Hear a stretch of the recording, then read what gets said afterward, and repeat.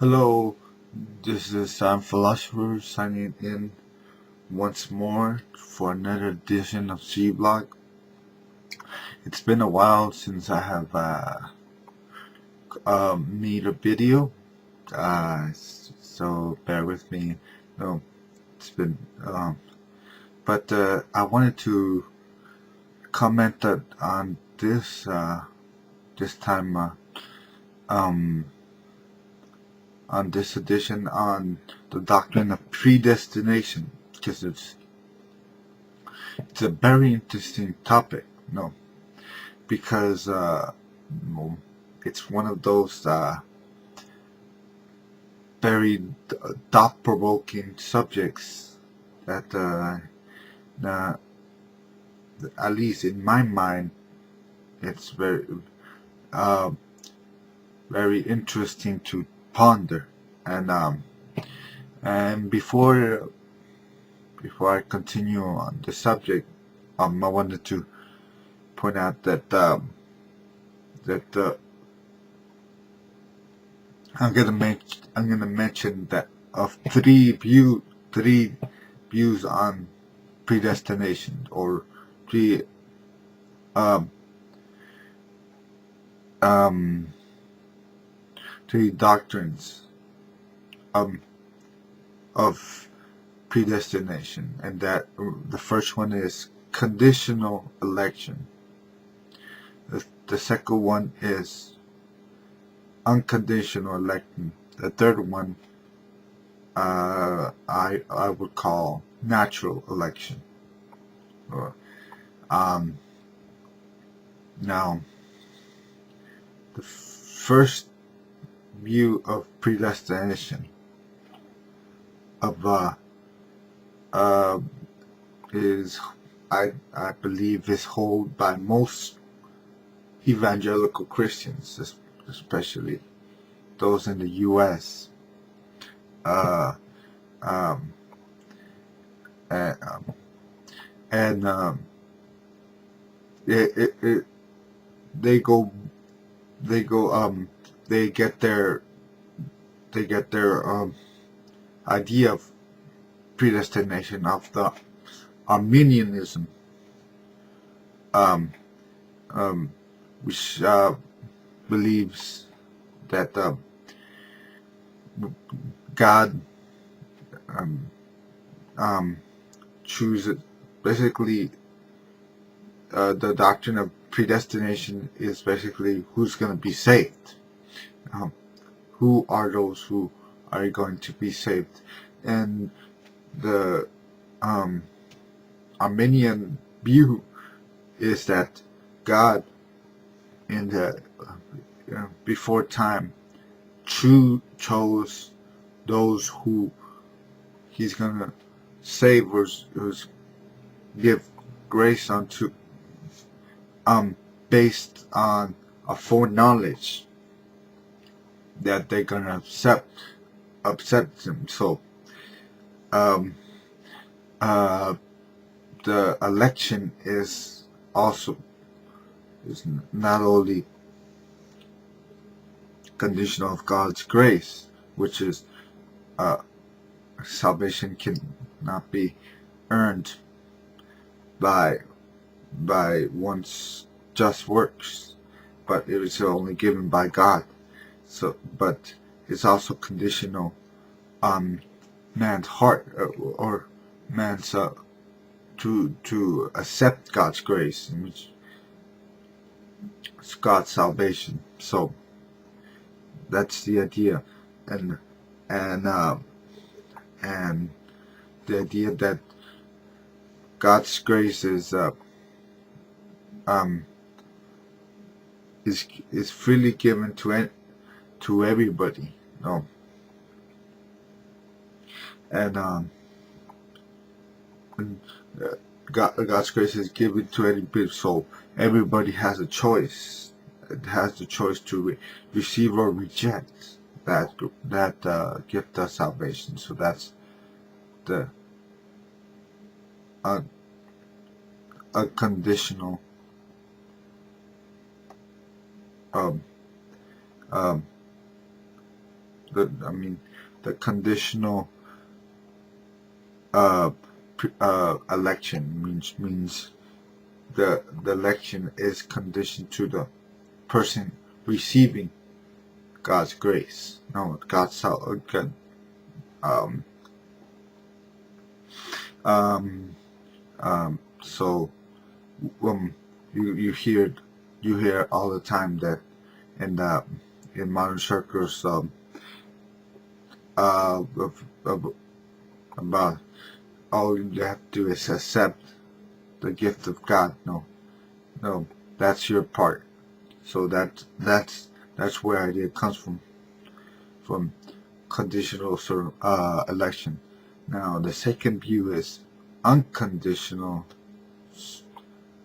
election, is that God saves those who He wants, regardless if they want to or not.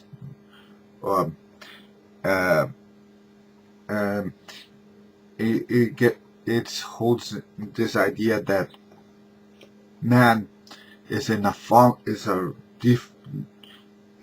deeply fallen state, so fallen that he can't even make the choice to accept Christ, because his heart is so hardened that he is in his natural state. He will reject Christ outrightly, and in order for man to accept Christ at all, God has to intervene and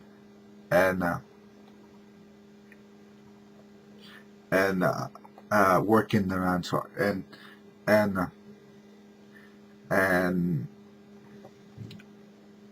and He has decided beforehand, despite the without any regards to the condition of the person, whether he's willing to seek after God or not. God chooses those who He wants to save. So the foreknowledge doesn't play any role. Foreknowledge of accepting or not accepting doesn't play any role. So God already chooses in advance whom He wants based on His will, His want, not based on the condition of the person. Now, that's unconditional election. Now, the third view, which is, let me mention that this view, before I go to the last view, it's held by most Calvinists, preachers like Paul Washer, John MacArthur, and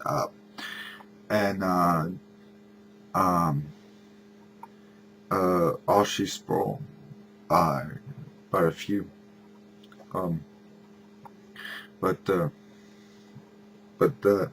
It was mostly held by Calvinist doctrine. The idea that election has nothing to do with a man's willingness to accept God, or it has everything to do with God choosing on His own will who's going to be saved. The third view is, which is the lesser known of all three, is natural election, and this idea is that election of who's going to be saved is determined by God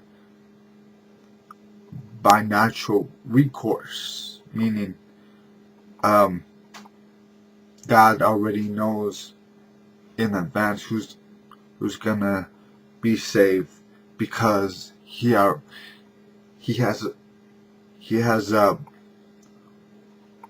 conceived his children, those his children even before the foundation of the world, and he has sent them to this world in different ages of time, and it is on their behalf that the whole plan of redemption has been sent forth.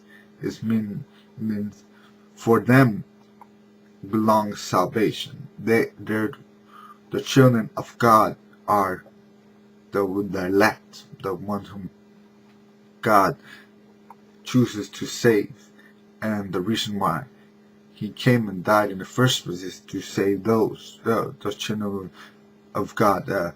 Let me just mention a scripture in Romans 8, 29, which says, "For whom he did foreknow, he also predestinate to be conformed to the image of his Son, that he might be the first one among many." That's a key scripture, key statement. But let's continue on the next verse. Moreover, he whom he did predestinate, he also called, and he also called them, he also justified, and who he also justified, them he also glorified. The idea here is that God knew already, not just in his mind who was going to be saved, but he knew him in person, which meant that they existed before time began. That means God conceived his children, the children of God, and sent them to this world in their given time. And the first one, God, and that this goes to the idea of the oneness of God. The first Son he conceived was his own body,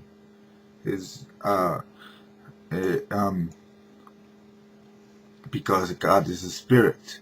So that after God, the Son is considered the first one because he's the first one the Spirit conceived, and then after that he conceived the rest of his children. So the whole plan of redemption is to save them, because sin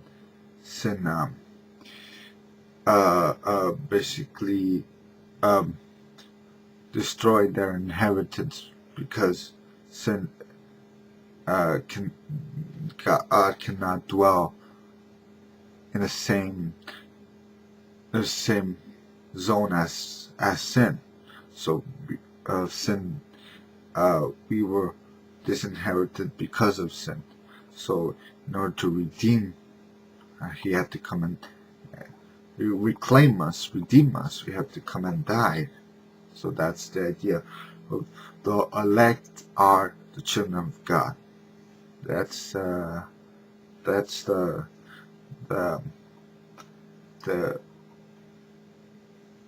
doctrine of natural election, and that's the view I hold, which I think is the closest one to the one that the Bible clearly teaches. And I just hope that you could have consideration and